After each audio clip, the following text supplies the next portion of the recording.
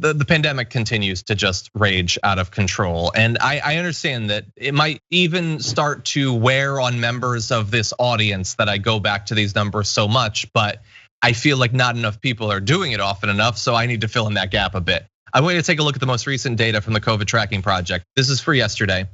155,000 cases, 1,565 deaths reported in one day, with 77,000 people currently hospitalized in 20 different states.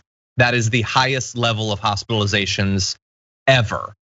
And for those deaths, 1,565 should sound high because it is. It's also, by the way, the highest reported one-day death total since May 14th.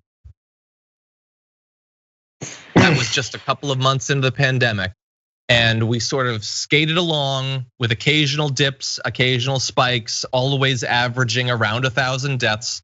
And now months and months after that, when supposedly we've got not only more information, but great therapeutics, and we don't need these lockdowns because we know what we're doing now. No, more people are now dying today than have died since just a couple of days into the pandemic.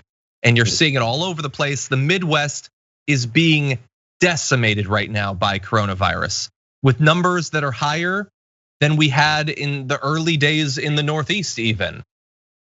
And you're seeing it everywhere, everybody. And we're about to enter into Thanksgiving, so just integrate this into your travel plans, please, for your own sake and the sake of your families. This is the thing that was predicted that would happen once fall and winter approached, and everyone said, "Oh, look at them when they're doomsday and how much they think positively." That's just facts. And the reason you tell people these facts before it gets to that point is so you can prepare. Maybe you don't become one of those numbers. But just like when we first started wearing masks, even us super libs who must love wearing masks every day because we like being oppressed, putting on a mask is annoying. Keeping a mask on is annoying. Walking through a store with a mask on is annoying. Breathing through a mask is annoying. Having a beard with a mask is annoying. Everything is annoying about wearing a mask. But you know what's more annoying is dying. So you live through some of the annoying things, and actually we've gotten used to it. That's the reason why people make fun of people who drive and you see them wearing a mask. And I've done it too. I was like, oh man, pull the mask on because it's driving me crazy. I couldn't drive by myself in the car with a mask on. Mm-hmm. And the thing is, people getting used to it. The same way some people have gotten used to wearing a mask so much. The same thing as certain states. I talked about bubbles a second ago. In certain states, so many things were open. Packed bars and clubs and restaurants were open. We don't experience this in Southern California because it's different here. This is our bubble. But they're now used to this. So now that winter is here and they're not used to putting on a mask, what they think is reality is we can walk around with no mask on in crowded bars. I've survived. Now is the time when it's really gonna stack up. And now all that's left is your regularity of not doing anything responsible for yourself and others around you. And the numbers are spiking. And all they can say is, they told us numbers are gonna spike because there's a big conspiracy. Yeah.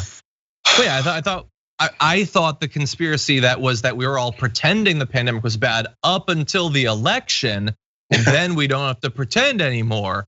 Wait, someone needs to call the guy that's faking these numbers because he's doing overtime. No, the numbers are going up and it's very predictable.